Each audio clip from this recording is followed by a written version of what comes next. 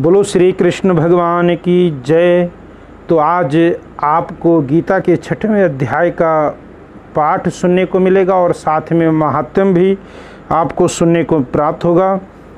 तो कवि क्या कहते हैं कि हर्ष शोक त्याग कर माने और अपमाने, दुख सुख समझाने वही उत्तम नर पहचाने। देना लेना बांटना सब अपूर्ण भगवान, वो योगी संसार में है अर्जुन धीमान। अस्तुति गोली समझान कर जीवन करें व्यतीत, उस योगी की जगत में होती अर्जुन जीत। मेरे अपूर्ण कर्म हो करे नहीं अभिमान, मुक्त जीव वो जगत में यूं कहते भगवान। 6वां अध्याय प्रारंभ। श्री भगवान बोले, हे अर्जुन, जिसकी कर्म फल में आसक्ति नहीं और कर्मों को करता है वो सन्यासी और योगी है, और जिसने हवन आदि लौकिक कर्म छोड़ दिए हैं वो योगी नहीं है। हे अर्जुन, जिसको सन्यासी कहते हैं उसी को कर्मयोगी जानो, क्योंकि संकल्पों के त्याग बिना कोई योगी नहीं हो सकता। जो मुनि योग प्राप्ति की इच्छा रखते हैं उनके लिए उनका साधन कर्म ही है, और उनके योगी होने पर उनका ज्ञान पूर्ण होने का साधन चित्त और समाधान है। जब मनुष्य विषय और कर्मों की आसक्ति से छूट गया और वासनाओं को उसने त्याग दिया, उसी समय वो योगारूढ़ कहा जाता है। जिसने मन स्वाधीन कर लिया है और अपना हितकारी है, योगारूढ़ कहा जाता है। जिसने मन स्वाधीन कर लिया है वो अपना हितकारी, और जिसने विवेक का त्याग किया वो स्वयं का ही शत्रु है। मन को जीतने वाले शांत स्वभाव मनुष्य की आत्मा शीत उष्ण सुख दुख मान और अपमान इनके होने पर भी अत्यंत स्थिर रहती है। जिसने ज्ञान विज्ञान से अंतःकरण को तृप्त कर लिया है, जो निर्विकार हो गया तथा अपनी इंद्रियों को बस में कर लिया है, जो मिट्टी पत्थर और सोने को एक साथ समझता है, वही योगी है। चाहे कोई प्यारा है, मित्र है, शत्रु है, उदासीन, द्वेषी, मध्यस्थ, द्वेष करने योग्य, बंधु वर्ग, साधु और पापी, इन सब में जो समान दृष्टि रखता है वही श्रेष्ठ है।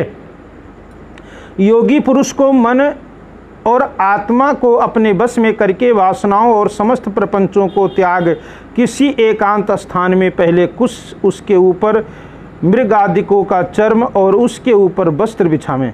स्थान ना ऊंचा हो बहुत और ना ही नीचा हो, उसी पर मन को एकाग्र करके चित्त और इंद्रियों को रोक कर बैठना चाहिए। आत्म शुद्धि के लिए योग करना चाहिए।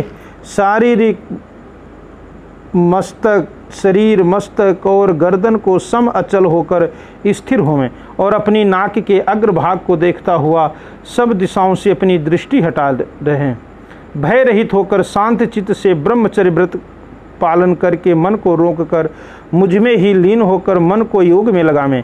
इस प्रकार मन को बस में करने वाले योगी को निरंतर योगाभ्यास करते रहने से मुझ में रहने वाली और अंत में निर्वाण पद अर्थात मेरे स्वरूप में लीन करने वाली शांति प्राप्त होती है। हे अर्जुन, जो अधिक भोजन खाता है या अनेक दिन उपवास करता है, जो बहुत सोता या जागता रहता है, उसको योग प्राप्त नहीं होता। जो उपयुक्त आहार और विहार करता है, कर्मों का योग रीति से पालन करता है तथा यथा समय सोता है और जागता है, योग ऐसे पुरुष का दुख मिटा देता है। तब संयम को प्राप्त हुआ चित्त अपनी आत्मा में ही स्थिर हो जाता है और सब कामनाओं से निवृत्त हो जाता है, तभी योगी पद पा जाता है। जिस प्रकार वायु रहित स्थान में रखा हुआ दीपक चलायमान नहीं होता, उसी प्रकार योगी अपने चित्त को निश्चल रखकर उसका संयम करता है और अंतःकरण की समाधि लगाता है। जिस जिस अवस्था में योगाभ्यास के कारण चित्त का वेग रुक कर विषयों से अलग होने लगता है, और जब शुद्ध अंतःकरण से आत्मा को ही देखकर आत्मा में ही संतुष्ट होता है, जिस अवस्था में वो अत्यंत सुख को जो इंद्रियों द्वारा जाना नहीं जा सकता वरन केवल बुद्धि से जाना जाता है, अनुभव करता है, और जब वो योगी आत्म स्वरूप में स्थित होकर उसमें विचलित ना हो, जिस अवस्था को पाकर फिर और कोई लाभ उसको नहीं जचता, और जहाँ स्थिर होने से और कोई बड़ा भारी दुख उसे वहाँ से चलायमान नहीं कर सकता, इस अवस्था का दुख संयोग वियोग कारक योग नामक जानना। सो योग निर्कल्प चित्त से निश्चय करके ही करना चाहिए। संकल्प से उत्पन्न होने वाली समस्त कामनाओं को त्याग कर और मन में सकल इंद्रियों को चारों ओर से रोककर धैर्य के साथ बुद्धि को अपने अधीन कर धीरे धीरे विषयों से दूर हटें और भली भांति मन को आत्मा में स्थिर करके किसी पदार्थ की चिंता न करें। इस रीति से निरंतर योगाभ्यास करने वाला योगी समस्त पापों से छूटकर सहज ही उस परम सुख को पा लेता है जो ब्रह्म के संयोग से प्राप्त होता है। जिसका मन योग में स्थिर हो गया उसकी दृष्टि भी सर्वत्र समान हो जाती है। वो सब प्राणियों में अपने को और अपने में सब प्राणियों को देखता है।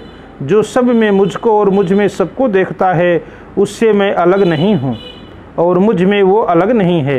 हे अर्जुन, जो सब प्राणियों के दुख सुख को अपने दुख सुख के समान समझता है और सबको समभाव से देखता है वही श्रेष्ठ योगी है। अर्जुन ने कहा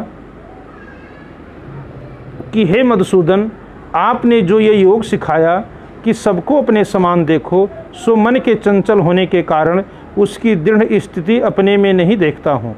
हे कृष्ण, मन बड़ा ही हठी पराक्रमी और दृढ़ है।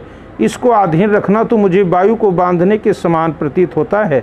श्री कृष्ण भगवान ने कहा, हे महाबाहु, इसमें संदेह नहीं कि मन अति चंचल है और इसे बस में करना बड़ा ही कठिन है। फिर भी हे अर्जुन, अभ्यास और वैराग्य से अधीन कर लिया जा सकता है।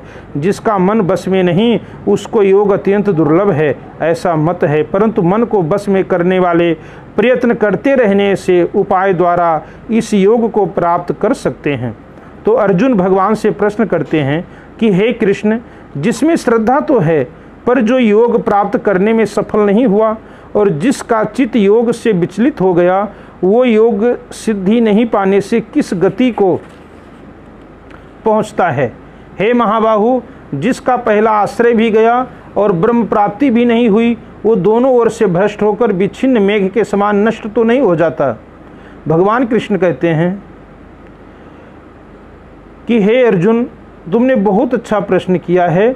जो हे तात पार्थ, उसका यहाँ नाश नहीं होगा और परलोक में भी नहीं होगा, क्योंकि उत्तम कार्य करने वाले किसी मनुष्य की दुर्गति नहीं होती। ये योग में असफल मनुष्य बहुत दिनों तक पुण्य वालों को प्राप्त होने वाले लोकों में वास करता है और वहाँ से फिर किसी पवित्र और धनवान के घर में आकर जन्मता है, अथवा वो बुद्धिमान योगियों के कुल में जन्म पाता है। इस प्रकार का जन्म पाना भी इस लोक में बड़ा दुर्लभ है। बड़े श्रम और यत्न से जो योगाभ्यास करता है वो पापों से शुद्ध होकर अनेक जन्मों में प्रसन्नता से परिश्रम करके सफल होता है और परम गति को पाता है। बड़े बड़े तपस्वियों से योगी श्रेष्ठ हैं, ज्ञानियों से भी योगी श्रेष्ठ हैं। इसलिए हे अर्जुन, तुम योगी बनो। जो केवल मुझ में ही मन लगाकर मेरी प्राप्ति के लिए जो मेरा भजन करता है, उसको समस्त योगियों के मध्य मैंने अत्यंत श्रेष्ठ माना है। इति सुपनिषदसु ब्रह्म विद्या योग शास्त्रे श्री कृष्ण अर्जुन संवादे आत्म संयम योगो नाम 6वां अध्याय समाप्ता। बोलो श्री कृष्ण भगवान की जय। अब 6वें अध्याय का आप महात्म सुनिए कि आपने जो 6वां अध्याय सुना इसका फल क्या मिलता है सुनने से। तो भगवान बोले, हे लक्ष्मी, 6ठे अध्याय का महात्म सुनो। गोदावरी नदी के तट पर एक नगर था। वहाँ एक जनश्रुति राजा बड़ा धर्मज्ञ था। एक दिन नगर में हंस उड़ते उड़ते आ निकले। उनमें से एक बैठते ही उतावला होकर उड़ गया। तब नगर में पंडितों ने कहा, हे हंस, तू ऐसा उतावला उड़ा है, क्या तू राजा जनश्रुति के आगे ही स्वर्ग को जाना चाहता है? तब उन पंछियों में जो सरदार था उसने कहा, इस राजा से भी एक रैयत मुनि बहुत श्रेष्ठ हैं, वो बैकुंठ का अधिकारी होंगे।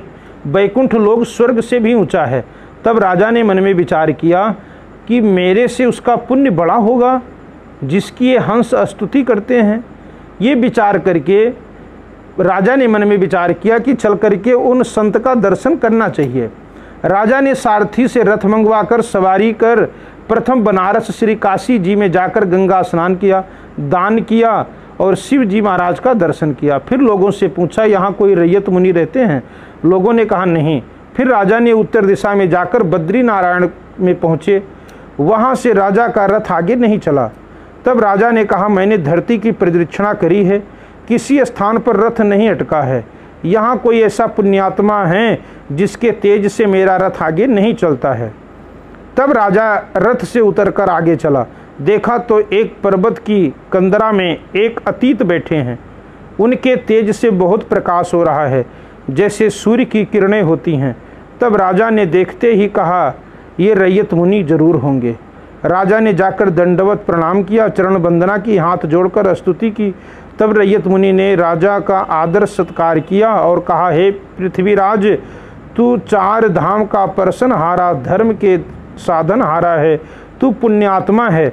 तब राजा ने मुनि से कहा कि आपका तेज ऐसा किसके बल से है?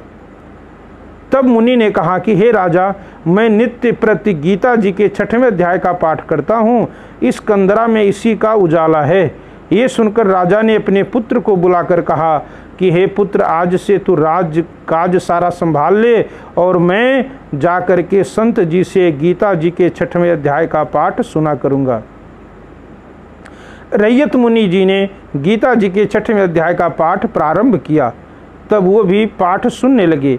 एक दिन प्राणायाम करके दोनों ने देह त्याग किया। स्वर्ग से विमान आया, जिस पर बैठकर वैकुंठ लोक को चले गए।